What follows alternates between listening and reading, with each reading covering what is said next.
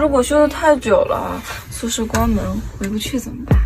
我们收到一位女大学生的一个私信，她说她的手机无法开机了，需要我们上门给她维修一下。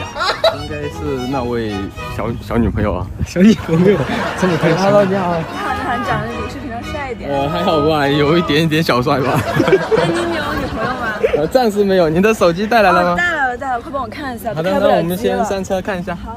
哇，帅哥的车好大呀。你这个手机修好了多久？这个不一定哎，我先给你查看一下是什么故障先吧。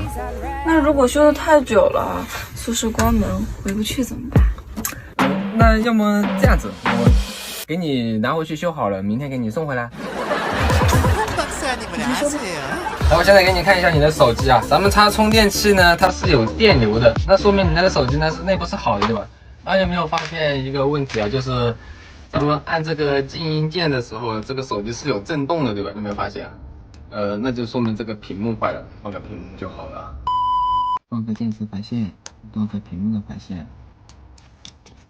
屏幕给它取下来。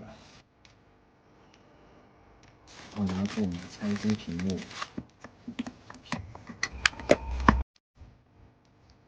可以让这苹果 logo 了。咱们大概用时45分钟。你也挺快的呀。我只是修手机的动作比较快而已。那我们玩个游戏，测试一下你的动作到底有多快。就在这里吗？维修费用是微信还是支付宝？